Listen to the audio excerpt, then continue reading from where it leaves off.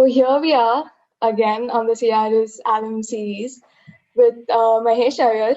Mahesh Iyer is one of our esteemed CIRS alum and is a registered art psychotherapist working with children, youth, and the special needs population in Singapore.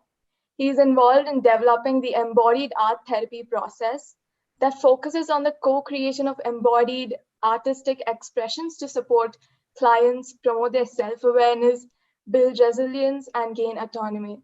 Previous to this, Mahesh provided group art therapy sessions for a diverse group of older adults at a sheltered home. He supported their group identity by integrating traditional crafts within his practice. This work later contributed to art therapy literature and has been presented at several professional art therapy conferences. We are very privileged and honored to have you here with us. I'm happy to connect with you. Thanks for inviting me, Smriti. Sure. Um, let's just start off by the most basic and quite vague, but something that I'm very interested to know. What does art mean to you? What does art mean to me? For me, art has always been a medium of expression. So I always seen it as a way of getting closer to how you really feel.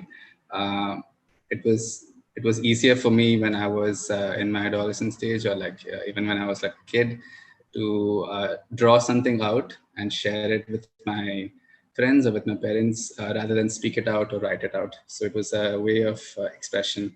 And although I although I understood the skill aspect of art and like fine art later on, but I still was very intrigued by how art is a way of language, and it's very universal. So I think that aspect and that element of art really drew me to it. So I think for me, art is a way of expression. Yeah. Sure. And I think like all of us are very uneducated about art therapy. So could you tell us a little bit about how art therapy works? Okay. So art therapy is it's a mental health field. It's a master's program, and it comes under the US and the UK and parts of Australia and New Zealand. They see it as a creative arts therapy field. So it's just one aspect of other creative elements, such as dance and music and movement. So art is one aspect of the creative arts therapy. And what it basically does is it uses the creative aspects of the art making, or in terms of music, the music making process. So it uses these creative expressions as a way to connect with your client, and also to help them through certain challenges or certain things that they're working towards. It's used in a creative expression way. So it's used to connect and to help them maybe encounter or face those challenges and find a way through the art. Yeah. So That sounds very interesting. we use art with like all the population. So it starts from children, from like infants. It's even used with elderly.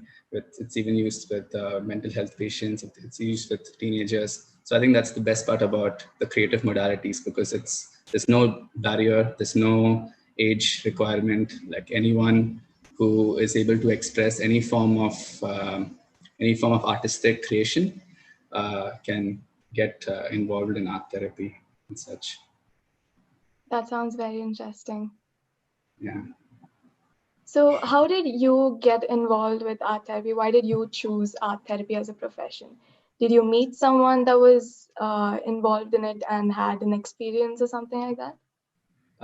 So I studied psychology in CIRS actually. I was doing psychology in my IB curriculum. And from what I remember, that was the first time CIRS had psychology. So we were the first batch. We were like the lab rats, just being tested on seeing if psychology could be a potential subject in CIRS in the IB curriculum. I have heard that it is like very common now. Like there are a lot of students who enroll in the psych Psychology, um, yeah. yeah, in HL and SL in IB during and in CRS. So I'm so happy that it like took off. So I first got introduced to psychology in 11th and 12th, in the first year, second year, and I was very fascinated by it. And it was really, really like interesting to understand like how different perspectives and different cultural aspects and different uh, disorders and mental illnesses and how they're treated and how they are diagnosed and recognized. So I learned a lot about it. And after that, um, I I wanted to still pursue it, but I was still I still didn't want to leave my interest in art. I Mhm. was making art, I was painting a lot, I was doing sculpture work, but I was in a crossroad because I didn't want to like choose one or the other. Like I didn't want to just do arts, I didn't want to just do psychology. So I was like quite in a dilemma on what to do. And when I was doing my undergrad again in psychology, while pursuing like art as a hobby, I met an art therapist who came to speak to us in our final year. And she shared with us about how she uses art with her knowledge of psychology to help clients and to practice in a clinic. So I thought that was like fascinating, and it combined my both worlds that I love. It was like the perfect combination. It felt so. I just like took it up quickly. I didn't waste any time. I think it's very fortunate that you could find a common ground between the two things that you love. Yeah, it happens to a lot of people, I feel, but I feel like I was quite lucky to like uh, lucky to have this art therapy kind of thing existing, that I could do Mhm. both. Yeah. So I was like completely unaware of art therapy until my friend, she introduced me to art therapy, and she was like, "I want to do something similar to this in music." And so I did little bit of research. And sounds very interesting, but I have zero artistic talent, so probably not my area of expertise. And in art therapy, So, I feel like you can, as long as you use it, because it's not a fine art thing. So it's not like you need to really, really be good at art. There's a lot of people who have this misconception that, or if you're going for art therapy to study it or to even like go as a client, you really need to like know how to draw, or you know how to mhm, paint, or you need to know how to like do certain things. But actually, it's actually the opposite. It's very good to go into it without like a preconception. So we get a lot of people who are scared to like be like, I'm not an artist, I don't really do art. But the thing is that we don't use it as a way of like it's not art class, it's very different from art class. It is more as a tool to complement your expression. So what you are speaking about, what concerns you have about your life, or if you have any challenges that you're going through and you've tried speaking about it and you've tried doing some things about it and it's still not worked out, art could be a way to make it richer, in a certain sense, to understand it better of your problems, or to go deeper with it, and to also let someone else know what you're really feeling. Sometimes it's hard to express things in words and body language, and it's very hard to put words to things that are in your head. But with colors and with shapes and with lines, somehow people manage to get closer to that more than words. Same with music, same with like movement. So so you should like, if you're interested, you should like see it. Yeah. yeah, maybe I'll look into it. But I mean, it sounds really fascinating to me. Yeah. So, how did CRS contribute to your passion for art? I was already making art, and I there was a art teacher there. I forgot his name. He used to do batik, and he used to do a lot of printing work.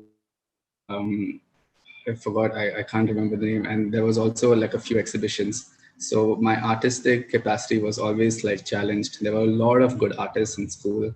So I would like do something, and then I would see someone else do like much better. I remember there was a guy in my class, sorry, in my batch, who used to like really do good portraits and good sketching. So it really pushed me to like see that, okay, there are different ways of making things. There are different styles. There's different like orientations of work. There's different mediums. So CRS was very like, it was like an eye-opening thing. And apart from all that, like the main thing, like I said, because I got exposure to psychology in CIRS, that was the reason I actually took off towards the art therapy field.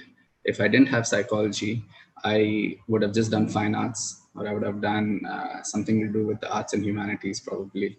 But that psychology background came from CIRS, so I really owe it to the school for that. So I think like the part where you said that CRS had a lot of artists, that still has continued down even right now with the Khel Mela banners and the wall magazines. I'm not sure Yeah, you had, yeah, you yeah, had yeah, that too. yeah. And I got in touch recently with the artists in CRS because we did the 25th 25th, anniversary. yeah. Yeah, so I got in touch with like a lot of artists from the school who were from different batches, and oh my god, like the work is amazing. You know, it's really really cool.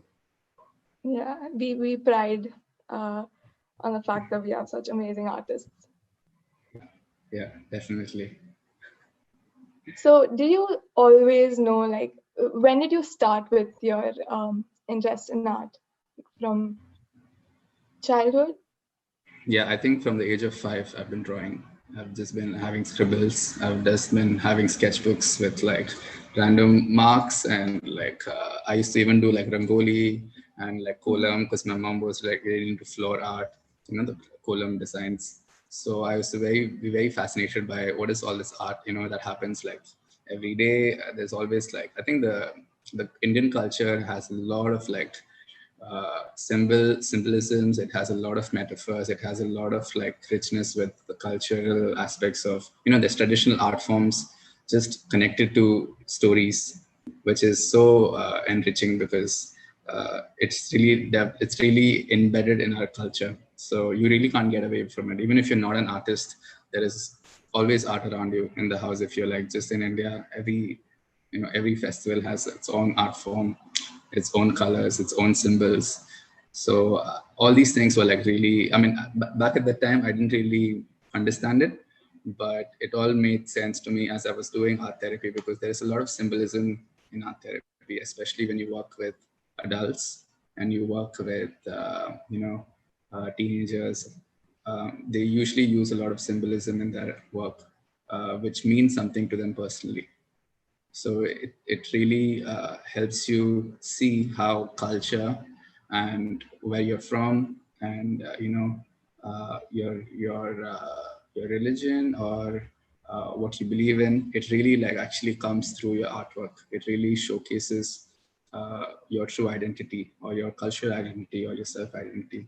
So these things were very important for me to actually unfold during my art therapy course because when you're studying the course, they really ask you to become very reflective of who are you as a person, what is your, what's your biases, what's your perceptions of life, what's your perceptions of what a disorder is, what this person is suffering from. Because when you go out into the world and you start seeing people who are coming to you for help, you really have to be very ethical in the sense that you cannot uh, your own biases and your own judgment should not be projected on them because that will just do more damage than really actually help the person.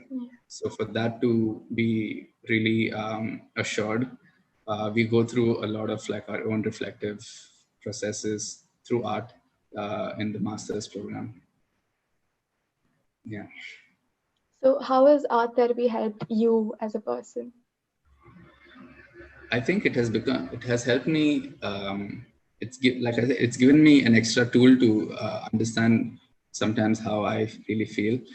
Art making itself is a very therapeutic process. It's like, anyone who's making art, they're always, I mean, it's a very calming thing to do. It's also considered as a very self-care tool.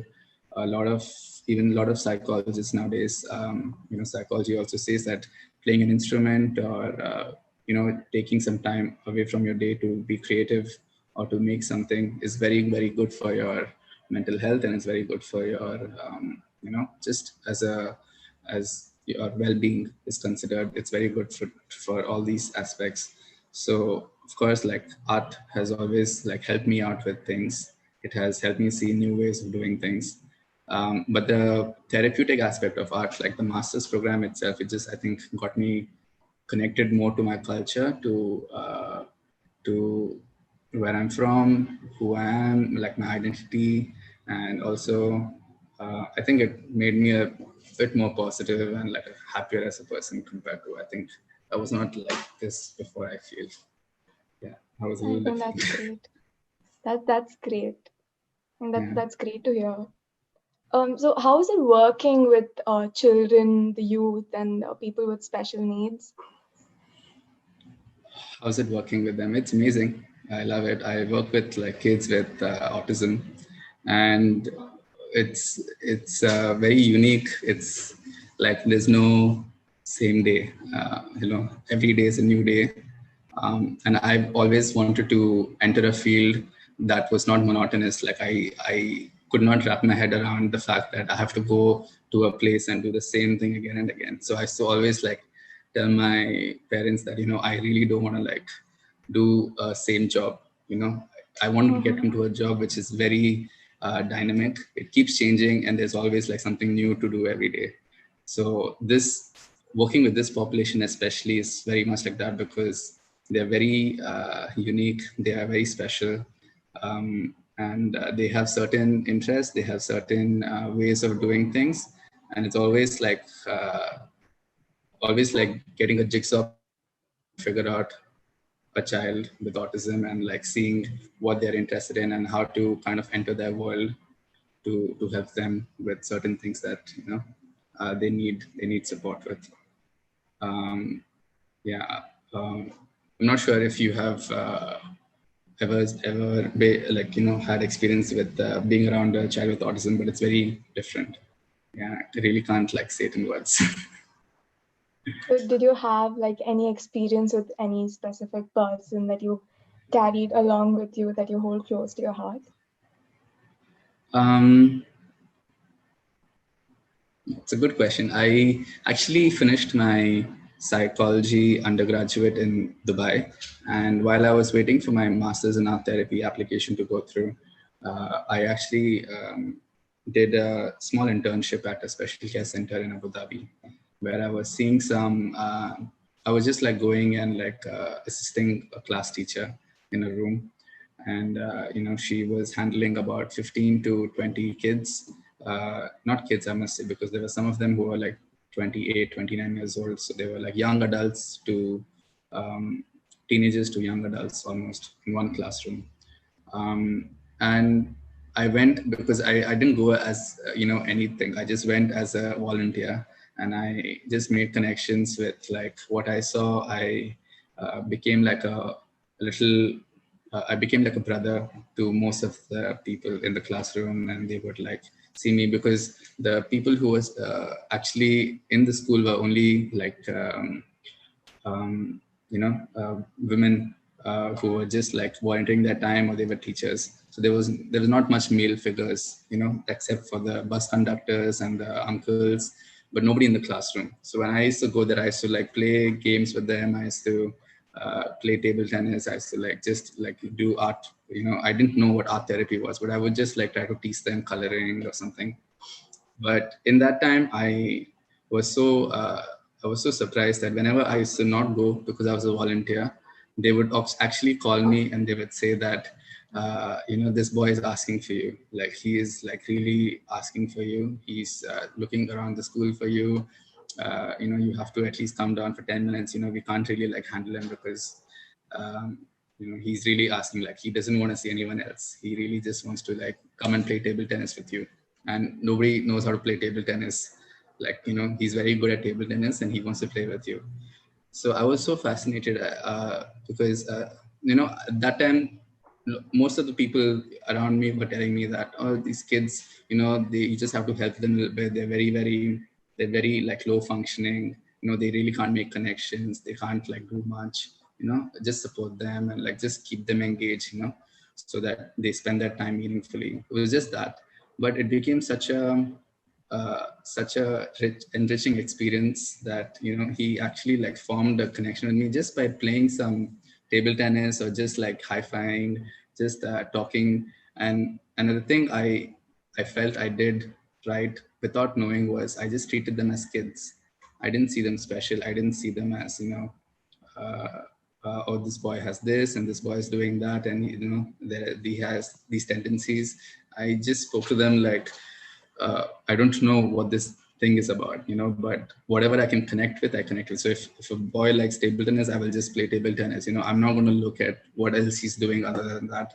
If someone likes art, I will just do art with them. Someone else likes just playing with a ball, I will just do that. But these certain things, it somehow got me into their world, and so much so that they actually looked for me and they actually called me. So that's when I kind of started thinking seriously about it, and I thought, okay, if me knowing nothing about working with them, I could like have an impact just by spending some time, then probably if I know something about it, I could like maybe do more. um, yeah, and that's how I got into working with these kids. That's beautiful. Yeah. That's really beautiful. I can't imagine what it must have been like for you to be. It requires someone very special and very understanding to be working with kids like that. And I I'm in awe. I'm in awe right now. It's great. It's wonderful to hear. It's very beautiful. So I want to ask, like, there's a lot of bias towards art as a profession, especially, I hate to say this, but especially with Indian families, it's always, the usual doctor, engineering, and all that. So, why do you think that exists, and why do you think the people should explore more options and actually view art as a profession? I think more with now, like this time, I feel like the artists are really, really like, art as just someone who is creative. There are so many opportunities for people to just come up on their own. I think uh, artists got sick of like waiting to get a job, and they started creating their own work. And Instagram came through, and music production came through for musicians who ended up in different fields, but now they can make music from their laptops. So much so that now even app developers are learning, going for art courses. People who were doing computer science and computer engineering and learned how to develop apps. Now they are looking for UI and UX. They want to go towards that field. And more so ever, artists are like called upon for various things. Like it's insane how much art is actually needed in the world, for everything from social media to like just to put out a poster or a document or an ad, or so I feel like now it's quite it's very overwhelming, and there's so much evidence that I feel like parents also kind of understand that there's the visual language of art, is everywhere. You actually can't go anywhere without it, from your phone to your TV to everything. So I think it must be easier now to convince parents from back when, like, I guess not even back when I was trying to do it. I think it's been on for a while. But I think if you really have the passion for it, like I did, I think even if you can't enter an artistic field to study professionally, if you are just following your artistic practice, or you are exploring mediums, or you're trying new things all the time, there are so many ways to just like expand from that itself. You really don't need a degree now. You just need maybe an Etsy account, or you need an Instagram account, or you could even like put it in Behance. There's so many avenues to really put your work out there. And regardless of the fact that if you can't convince your parents, you can convince the world that you're good at art. And if you do that, then they will reciprocate, and you will have projects. And I guess one thing leads to another. Before you know it, you'll be an artist if you really want to. Yeah, I completely agree with you. Yeah. As long as you know that that's what you want to do, that's what you want to be, just pursue it. I agree. Yeah. Um, So, what advice do you have for an aspiring artist, for anybody who wants to pursue a career in art? I think keep a journal, keep a art portfolio. It was very important for me to even like entering a field like art therapy where not really you don't really have to be so good at art that your paintings look realistic and your clay sculptures are like beautiful and stuff. You just needed to still have a portfolio and just show that you are curious and you're explorative and you are always looking to build up on your interests. So I think an art portfolio is like always handy.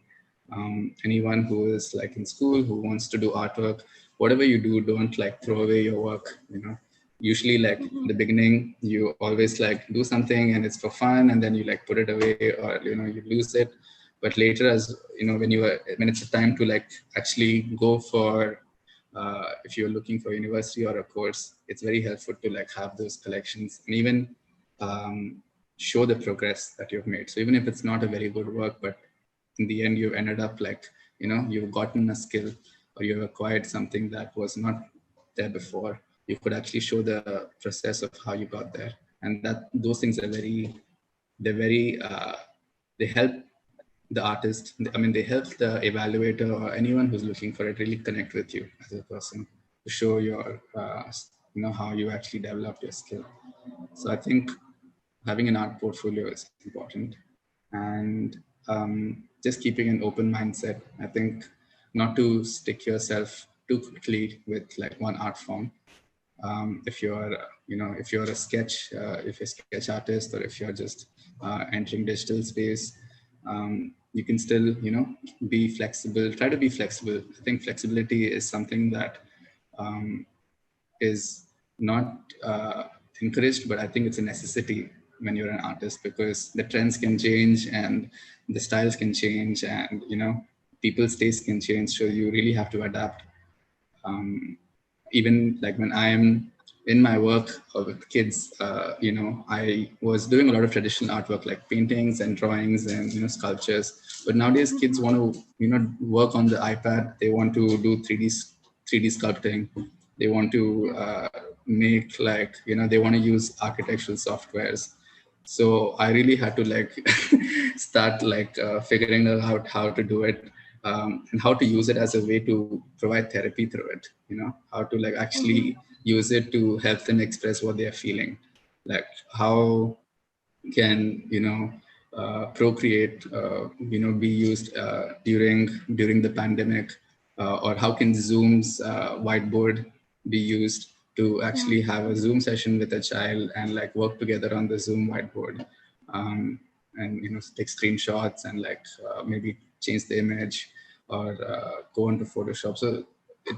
So I think like it's very important to be flexible, even for people who are in the professional field. As an art therapist, even we were very challenged during the recent times, and we had to like understand, okay, we no longer can do paintings with them. We can't see them.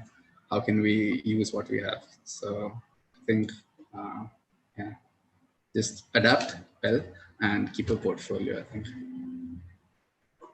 I think that's the best advice an artist could receive. That really, I'm sure it's gonna help a lot of people who are gonna watch this video. I just have like one last question. Um, Probably not anything related to art. What was your favorite? Do you miss CIRS and why? Of course, I miss CRS. I think CRS was like my exposure onto the world, and like all types of people and all types of like things to do. I think it made me very independent.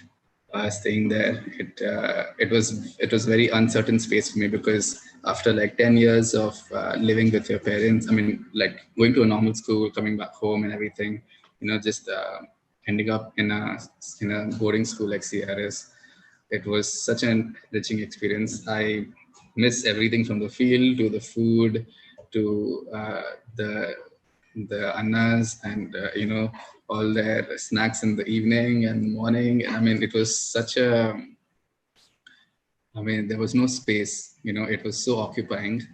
There is no time to like really just sit with your thoughts. I feel like it was on, on, on. Yeah. Um, and I think it's very good to have that at that time because it's very good to be busy. Um, Mhm. you know, Now with the pandemic, you realize when you're not busy, what happens. You know, People like Yeah. really um, go through parts of their self, and like it's quite hard to sit with yourself, especially at that stage. I feel like when I was in school, if I was like sitting by myself, not knowing what to do, I don't know, what, like where I would have, where my interest would have moved towards. But I feel like because I was so occupied, it always kept me going. I missed the schedule in that way, and still to this day, I struggle to like keep that kind of like a schedule. Like, however packed I am, I'm not as packed as how I was in CIRS. Even though I have all the other things to do here, but yeah, I miss like the whole the whole experience. I would do it again if I could. Yeah. Yeah.